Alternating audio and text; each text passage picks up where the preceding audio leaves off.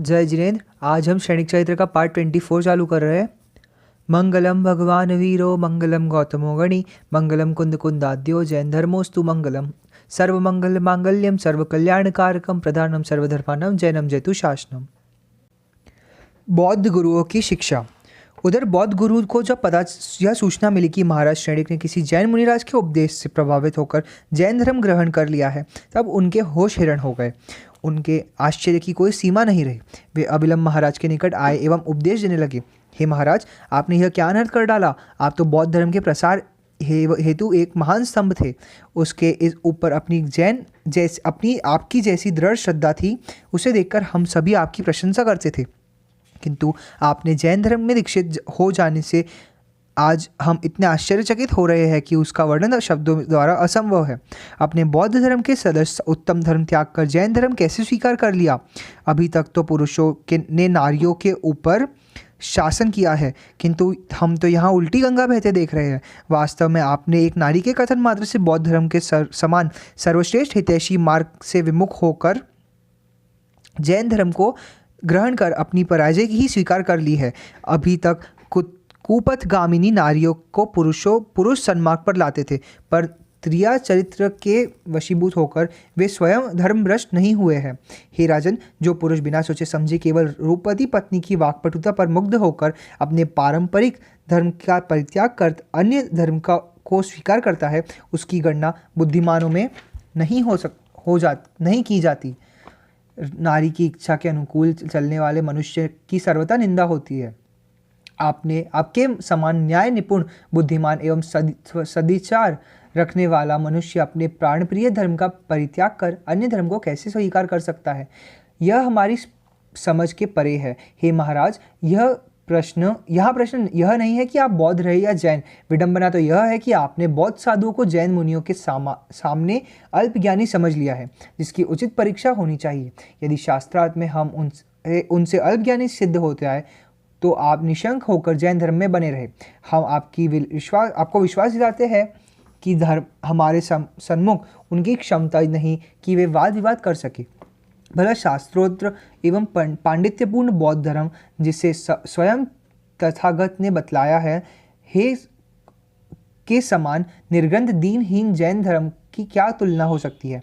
यदि परीक्षा किए बिना आप बौद्ध धर्म के परित्याग कर जैन धर्म में दीक्षा लेंगे तो याद रखिए कि इस असावधानी के लिए बाद में हाथ मल कर पछताएंगे। जिस प्रकार वृक्ष के नए पौधे जल के अभाव में सूख जाते हैं, उसी प्रकार महाराज शैणिक की जैन धर्म के प्रति आस्था बौद्ध गुरु के भ्रांत उपदेश से दावाडोल होने लगी। उनके हृदय में अभी तक जैन धर्म के प्रति सद्भावना नहीं थी। वे संयोगवश उसमें अनुरक्त हुए थे। इसी से वे बौद्ध गुरुओं के वाकजाल में फंसकर जैन मुनियों की परीक्षा लेने के लिए तत्पर हो उठे। महाराज ने गुप्त रीति से रसोई के सन्मुख राजमहल में एक गहरा गड्ढा खुदवाया, उसमें हड्डी, चर्म इत्यादि अपवित्र पदार्थ भरवा दिए तथा अनुकूल अवसर समझकर रानी चिल्ला से बोले, हे प्रिय, तुम तो जानती हो कि मैं इस समय जैन धर्म में कितना श्रद्धालु हूँ। यदि कोई जैन मुनिराज आहार के लिए आवे तो श्रद्धा के साथ पड़गा कर उन्हें अपने राजमहल में आहार देना। लेकिन रानी चिल्ला भी कोई सामान्य नारी नहीं थी। उस विदुषी ने ताड़ लिया कि महाराज के हृदय से अभी जैन धर्म के प्रति कटुता दूर नहीं हुई है। उसने समझ लिया कि इधर महाराज का झुकाव जैन धर्म के प्रतिकूल हो रहा है। फलतः जैन मुनियों की परीक्षा के लिए कोई षड्यंत्र रचा है। 3 मुनियों का आगमन।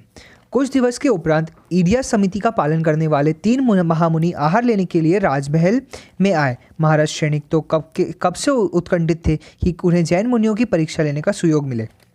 उन्होंने मुनियों की अपने राजमहल में आते देखकर रानी चिल्ला को सूचित किया एवं मुनियों के निकट पहुंच गए।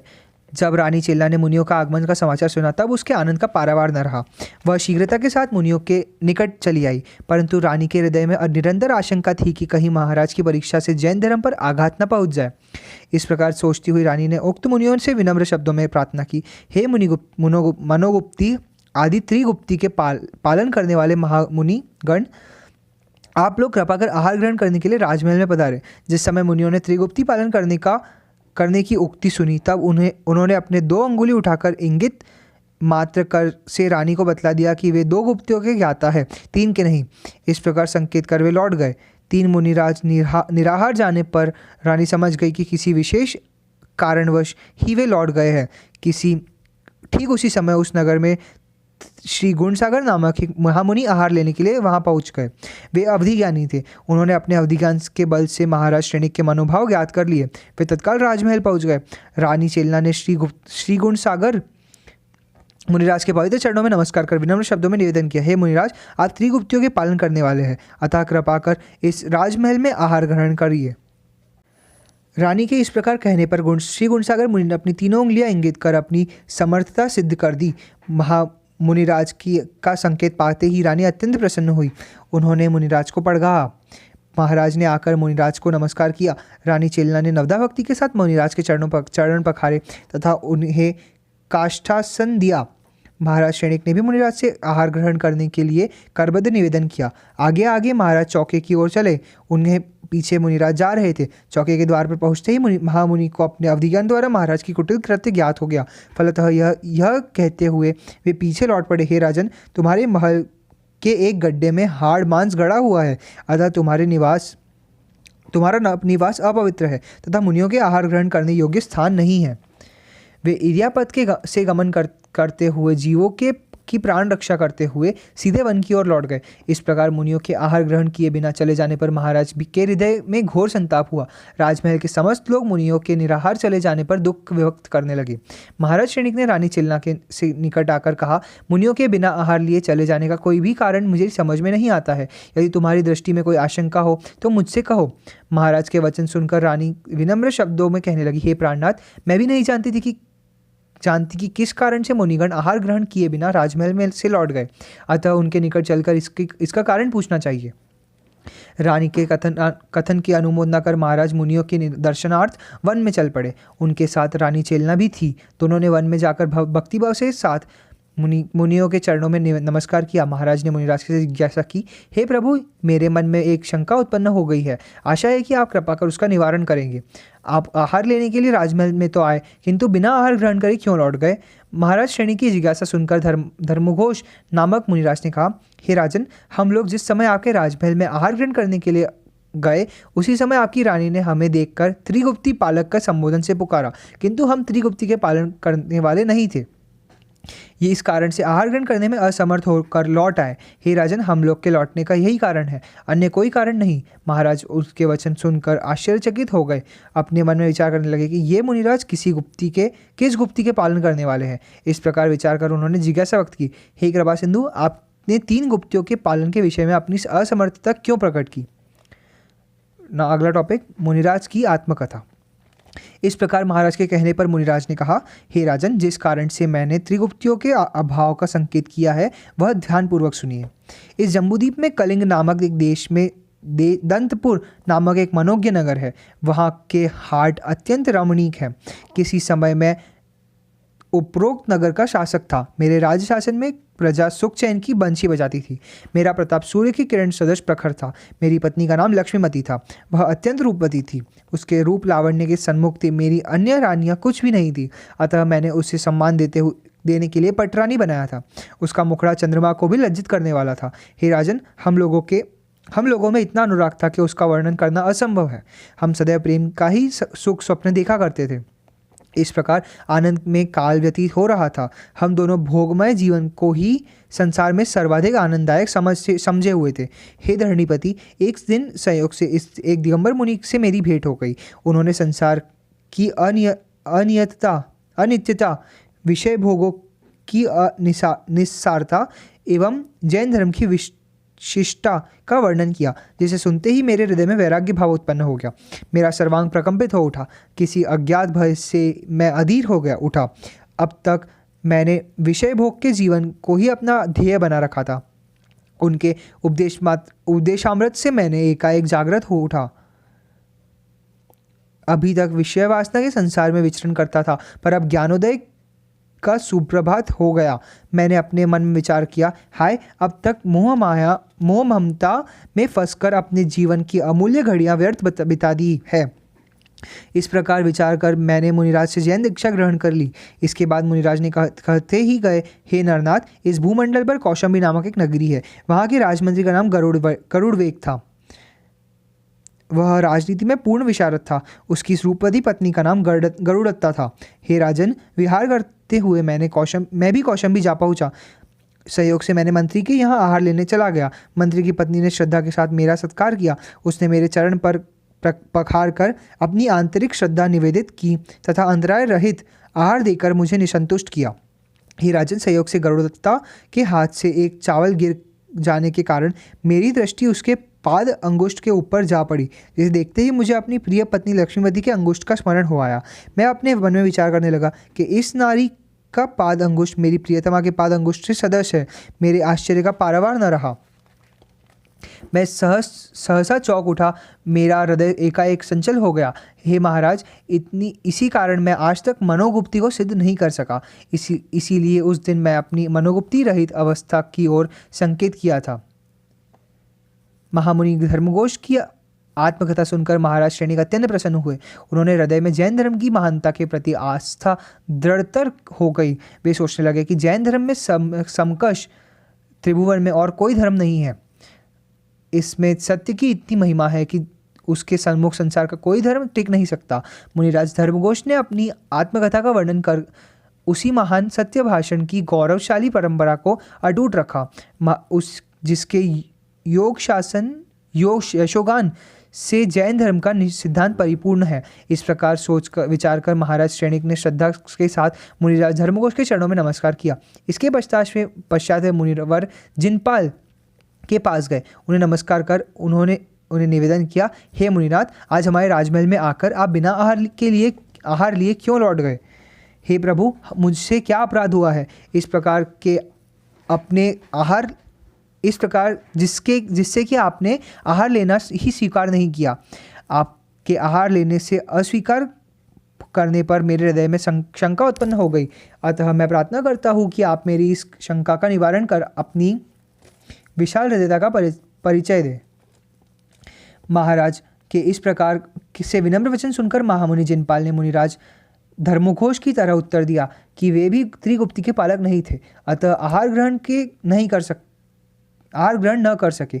महामुनि जिनपाल के उत्तर से महाराज के हृदय में पुनः शंका हुई कि ये मुनिराज किस गुप्ती के रहित है। महाराज ने विनय के साथ प्रश्न किया, हे मुनिराज, आपके उत्तर से मेरे हृदय में यह जिज्ञासा हो रही है कि आप किस गुप्ती के ज्ञाता नहीं है, अतः आप कृपा कर मेरी शंका निर्मूल कीजिए। महामुनि जिनपाल ने कहा, हे महाराज, मैं वचन गुप्ती का ज्ञाता नहीं बन पाया हूँ। अब उससे निमित्त कारण का वर्णन करता हूँ, आप ध्यानपूर्वक सुने। मुनिराज जिनपाल की आत्मकथा। इसी वसुंधरा पर भूमि तिलक नामक एक नगर है। उस नगर में वसुपाल नामक एक धर्मात्मा राजा था। वह प्रजावात्सल्य था एवं न्याय निष्ठा के साथ राज्य करता था। उसकी रानी का नाम धारिणी था। वह रूप, गुण, शील, स्वभाव एवं व्यवहार में अत्यंत प्रवीण थी। उसकी वसुकांता नामक एक कन्या थी। धारिणी की कन्या अपने रूप, गुण, स्वभाव में अपनी माता के सदृश थी। उसके मुख का सौंदर्य चंद्रमा को लज्जित कर देता था। उसके सज्जन नेत्र मृगी के सदृश थे तथा अपने रूप से वह कामदेव की पत्नी रति को भी परास्त करती थी। उसके सौंदर्य की उपमा असंभव थी। हे राजन, उन दिनों कौशंबीपुरी नामक नगरी में एक प्रतापी राजा राज्य करता था। उसका नाम था चंडप्रद्योत। राजा चंडप्रद्योत का यश चतुर्दिक व्याप्त हो रहा था। बल, पराक्रम, तेज में वह अद्वितीय था, साथ ही विशाल सेना का अधिपति भी था। इस प्रकार वसुकांता ने यौवनावस्था में पदार्पण किया। उसकी रूप राशि तो विस्मयजनक थी ही। उसको देखने से यही आभास होता था कि उसके यौवन का उन्माद उसके अंग प्रत्यंग में व्याप्त हो गया है। हे राजन, वसुकांता की सुंदरता की धूम चारों ओर मच गई। उसके रूप की प्रशंसा सुनकर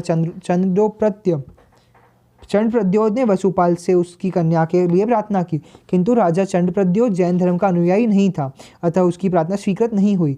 राजा वसुपाल ने उसे अपनी कन्या देने से स्पष्ट शब्दों में अस्वीकार कर दिया।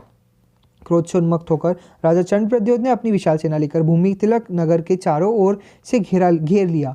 राजा वसुपाल ने भी अपने सेना को युद्ध क्षेत्र में डट जाने की आज्ञा दी।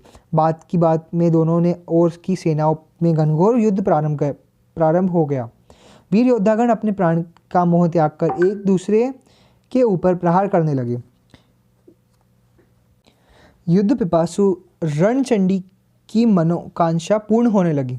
देखते ही देखते युद्ध स्थल में रक्त की सरिता प्रवाहित हो चली। सम्रांगण आहत सैनिकों, मृत गजराजों, अश्वों आदि से वैसे ही पट गया जैसे महासागर पर्वतों से भरा रहता है। जिस प्रकार समुद्र में तरंगाघात होता है, उसी तरह वह वहाँ प्रशिक्षित चपल अश्वों पर घमासान हो रहा था। जिस तरह समुद्र में बड़ी बड़ी मछलियाँ रहती है, उसी तरह युद्ध में सैनिकों के कटे हुए शीश इधर उधर फैले हुए थे। उस युद्ध में हुए अपार रक्तपात ने मानो रक्त का महासागर ही प्रस्तुत कर दिया था। जिस प्रकार सागर में मणि व माणिक्य आदि रत्न मिलते हैं, वैसे ही युद्ध स्थल में निहित दो योद्धाओं की दांतावालियाँ यत्र तत्र दमक रही थी। लोग कहेंगे कि समुद्र में भयानक कोलाहल सुनाई देता है, तो युद्ध में घात प्रतिघात के तुमुल भीमनाद था। समुद्र में यदि बालुका की अपार राशि पाई जाती है, तो युद्ध में मृत योद्धाओं की अस्थियां चूर्ण विचूर्ण होकर उसकी पूर्ति करती है। जहां समुद्र में कीचड़ की प्रधानता होती है, वहां युद्ध में रक्तमांस रूपी कीचड़ की विशेषता है। जो उस युद्ध में निहत अश्वों एवं गजराजों के पैर समुद्र में मेंढक कछुओं की पूर्ति कर रहे थे। जहाँ समुद्र के में सर्प पाए जाते हैं, वहाँ उस युद्ध स्थल में गजराजों की पूंछें थी। यदि समुद्र में भीषण तूफान उठा करते हैं, तो उस युद्ध में सैनिकों की नासिका से निकली हुई श्वास ही उसकी समता कर रही थी। उस रणभूमि में दमकते हुए एक चक्र समुद्र के बड़वानल का कार्य कर रहे थे। समुद्र में विशाल जलपोत आवागमन करते हैं, अतः उस युद्ध में अश्व की एवं गजराज उनकी पूर्ति कर रहे थे। हे राजन, वह युद्ध इतना भीषण था, भीषण लोमहर्षक एवं इतना घमासान हो गया था कि जिसका वर्णन असंभव है। उस युद्ध में सैनिक कहीं खड़गों से, कहीं तो मुष्टि से अथवा मल्ल युद्ध से शत्रु पक्ष को आक्रांत कर रहे थे, तो कितने सैनिक गदायुक्त होकर अपने प्रतिद्वंदियों से तुमुल संग्राम कर रहे थे। इस प्रकार पदाति, अश्वारोही, गजारूढ़ एवं रथी सभी योद्धा परस्पर युद्धरत थे। युद्ध की विकरालता कई दिनों तक रही। दोनों ओर की सेनाओं का बलाबल देखने से किसी पक्ष की जय पराजय का निर्णय करना कठिन था। इस प्रकार कई दिनों तक भयंकर युद्ध होते देखकर राजा वसुपाल ने अपने मन में विचार किया कि राजा चंद्रप्रद्योत की सेना अजेय है, वह किसी प्रकार से विजित नहीं की जा सकती। इस प्रकार चिंतित होकर वह विजय प्राप्त करने का उपाय सोचने लगे। हे राजन, उसी समय मैं विहार करता हुआ कौशंबीपुरी में युद्ध स्थल के समीप पस्त वन में पहुंचा। वहां मैंने ध्यान लगाने का निश्चय किया। मेरे आने का समाचार सुनकर राजा वसुपाल सहर्ष तत्काल आया। उसके साथ कई सामंत भी थे। उनमें एक ने शत्रुओं से निश्चिंत रहने का उपाय पूछा, किंतु मैंने उसके प्रश्न का कुछ भी उत्तर नहीं दिया। मैंने अपने मन में विचार किया कि मनुष्य को राग द्वेषात्मक संबंधों में पड़ना मुनि का कर्तव्य नहीं है। अंत में मैं मौन रहा, किंतु उक्त वन की शासन देवी ने राजा वसुपाल को निर्भय रहने का आश्वासन दिया। राजा वसुपाल के हर्ष का पारावार न रहा। उसने मुझे ही वरदान प्राप्ति का निमित्त समझकर भक्तिभाव से नमस्कार किया। राजा वसुपाल एवं उसके सामंत हर्षपूर्वक प्रयाण कर गए। इस प्रकार इधर राजा चंद्रप्रद्योत को जब यह सूचना मिली कि राजा वसुपाल एक जैन मुनि के दर्शनार्थ गया है, तब उसने भी संग्राम का परित्याग कर ससैन्य अपने नगर हेतु प्रयाण किया। राजा वसुपाल के आनंद का पारावार न रहा, क्योंकि सांप मरे तब तथा लाठी बचे के अनुसार उसका प्रबल शत्रु अपने आप टल गया था। किंतु उसके हृदय में यह आशंका बनी रही कि चंद्रप्रद्योत क्यों लौट गया। अतः उसके विचार को जानने के लिए राजा वसुपाल ने अपने कई चतुर मंत्रियों को भेजा। राजा वसुपाल के दूत मंत्रियों ने राजा चंद्रप्रद्योत की सभा में जाकर अपने राज्य की जिज्ञासा कह सुनाई। मंत्रियों के मुख से राजा वसुपाल का संदेह सुनकर उसने कहा, हे मंत्रीगण, आपके राजा अत्यंत धर्मात्मा है। वे जैन धर्म के ऊपर बड़ी श्रद्धा रखते हैं। उसने अपने प्राण से बढ़कर समझते हैं। उनका सिद्धांत अटल है, सर दीजिए धर्म न दीजिए की उक्ति उनके साथ पूर्ण रूपेण चरितार्थ हो रही है। अतः ऐसे धर्मज्ञ पुरुष के साथ युद्ध करना उचित नहीं है। ऐसा समझकर मैंने संग्राम की इच्छा का यही परित्याग कर दिया है। हे मंत्रीवर, इसमें लेश मात्र भी आयुक्ति नहीं है कि धर्मात्माओं के साथ व्यर्थ में कलह मोल लेने वाले कुपथगामी होते हैं। वे नीच कहे जाते हैं एवं सर्वत्र उनकी निंदा होती है। मंत्रियों ने राजा वसुपाल के निकट जाकर राजा चंद्रप्रद्योत की योग्य प्रशंसा की तथा उनके उत्तम विचार हर्ष सुनाए। राजा वसुपाल के हर्ष का पारावार न रहा। तब स्वयं प्रस्ताव हर्षपूर्वक उसने अपनी कन्या वसुकांता का विवाह राजा चंद्रप्रद्योत से कर दिया तथा दहेज में उत्तम उत्तम वस्तुएं भेंट की। राजा चंद्रप्रद्योत वसुकांता की समान रूपवती पत्नी पाकर फूले नहीं समाये। वे आनंद के साथ सुखभोग में निमग्न हो गए। एक समय की घटना है, राजा चंद्रप्रद्योत अपनी रानी वसुकांता के साथ बैठे हुए थे कि हठात उनकी स्मृति में राजा वसुपाल के संग हुए युद्ध का स्मरण हो आया। उन्होंने रानी से कहा, प्राण प्रिय, संसार भर में मेरी सेना अजेय मानी जाती थी। भूमंडल के समस्त प्रतापी राजाओं ने मेरी शक्ति के समान अपना मस्तक झुका दिया था। मैं तुम्हारे पिता को अपने सन्मुख कुछ भी नहीं समझता था। यह मेरी भूल थी एवं साथ ही मेरा अन्याय भी था। तुम्हारे प्रिय पिता राजा वसुपाल ने से युद्ध छेड़कर मैंने उत्तम कार्य नहीं किया था। हे प्रिय, इसका शल्य मेरे हृदय में अभी भी तक ज्यों का त्यों विद्यमान है। रानी वसुकांता ने अपने पति के मुख से ऐसे वचन सुनकर कहा, हे प्राणनाथ, वस्तुतः आपके प्रताप के सामने मेरे पिता नगण्य थे, किंतु मुनिराज सिंहपाल के अभय वरदान के कारण वे आपके सदृश बली, प्रतापी एवं दिग्विजयी राजा के संग्राम में पराजित नहीं हुए, अन्यथा वे आपके सम्मुख कैसे टिक सकते थे। राजा आश्चर्य के साथ रानी के से रहस्योद्घाटन कथन सुन रहे थे। अंत में राजा ने कहा, हे प्रिय, तुम यह क्या कह रही हो? भला मुनिराज जिनपाल के समान योगीराज इस प्रकार का गर्हित कार्य कैसे कर सकते हैं? हे रानी, मुझे इस पर लेश मात्र भी विश्वास नहीं होता। तुम मुझसे आज जो कुछ कह रही हो वह नितांत असंभव है। अतः मुनिराज के निकट चलकर इसका निराकरण कर लेना अत्यंत आवश्यक है। इस प्रकार निश्चय कर राजदंपति ने मेरे निकट आए। दोनों ने भी भक्ति के साथ मुझे नमस्कार कर मेरे 3 बार प्रदक्षिणा दी। इसके उपरांत राजा चंद्रप्रद्योत ने उत्साहपूर्वक मुझसे जिज्ञासा की कि हे मुनिराज, आप समस्त विज्ञानों में पारंगत है, भव्यजनों को मोक्ष का मार्ग दिखलाते हैं। आप दुर्धर तपस्वी हैं। आपने अनेक उत्तम व्रत पालन किए हैं। आपके लिए न कोई शत्रु है एवं न कोई मित्र। आप सबके ऊपर समदर्शिता का भाव रखते हैं, किंतु आपने यह क्या किया? आपने एक व्यक्ति को अभयदान देकर अन्य के लिए अनिष्ट का संयोग प्रस्तुत कर दिया। हे भगवान, ऐसी कठिन परिस्थिति में आपके समान मुनिराज अपना एक पक्षीय निर्णय नहीं ले सकते। वे पक्षपात रहित होकर मौन धारण कर लेते हैं। इसी के पक्ष में कुछ नहीं कहते, एकदम तटस्थ नीति का सहारा लेते हैं। ऐसी हमारी धारणा थी। मैं तो किंकर विमूढ़ था। हे महाराज, मैंने राजा को कोई उत्तर नहीं दिया। इतने में उसकी रानी वसुकांता बोल उठी, हे नृपति, इसमें मुनिराज का किंचित मात्र भी दोष नहीं है। मुझे यह घटना विस्मृत हो गई कि वस्तुतः मेरे पिता के पूर्णोदय से जब वे मुनिराज की वंदना कर रहे थे, किसी वन देवी ने प्रकट होकर उन्हें अभय होने का आशीर्वाद दिया था। मुनिराज ने इसमें कोई भूमिका नहीं थी। अपनी रानी के मुख से इस प्रकार सुनकर राजा चंद्रप्रद्योत के हृदय का भ्रम मिट गया। वे प्रसन्न होकर अपने मन में विचार करने लगे कि मैंने व्यर्थ में ही महामुनि के ऊपर संदेह किया था। इस प्रकार संतुष्ट होकर राजा ने सदा श्रद्धा के साथ मुझे नमस्कार किया। दोनों राजा रानी प्रसन्न होकर अपने नगर को लौट गए। पर इसी कारण से मैं आज तक वचन गुप्ती सिद्ध नहीं कर सका, क्योंकि मैंने त्रिगुप्ती का पालक नहीं था। इसके लिए मैं आपके राजमहल में जाकर भी मैंने आहार ग्रहण नहीं किया। हे राजन, अवधि ज्ञान के धारण करने वाले मुनिराज में ही मन, वचन एवं काय की त्रिगुप्ती के पालन करता है।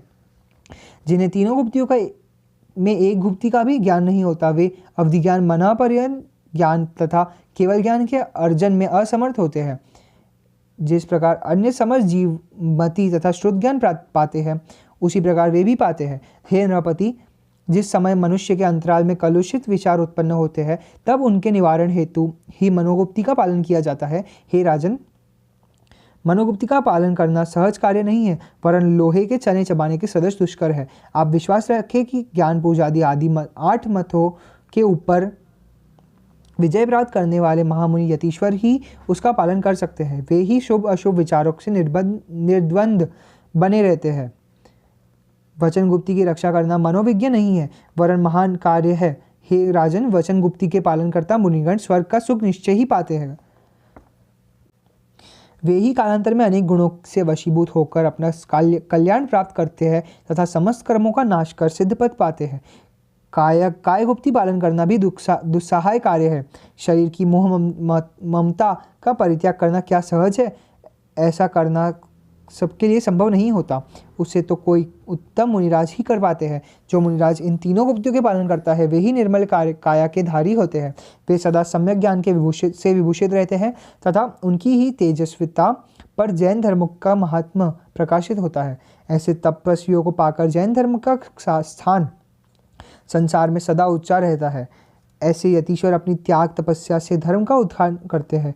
इस प्रकार दोनों मुनियों ने से मन तथा वचन दोनों गुप्तियों का मर्म सुनकर महाराज श्रेणिक अत्यंत प्रसन्न हुए। रानी चिलना की प्रसन्नता का तो पूछना ही क्या था, उसका रोम रोम गदगद हो गया।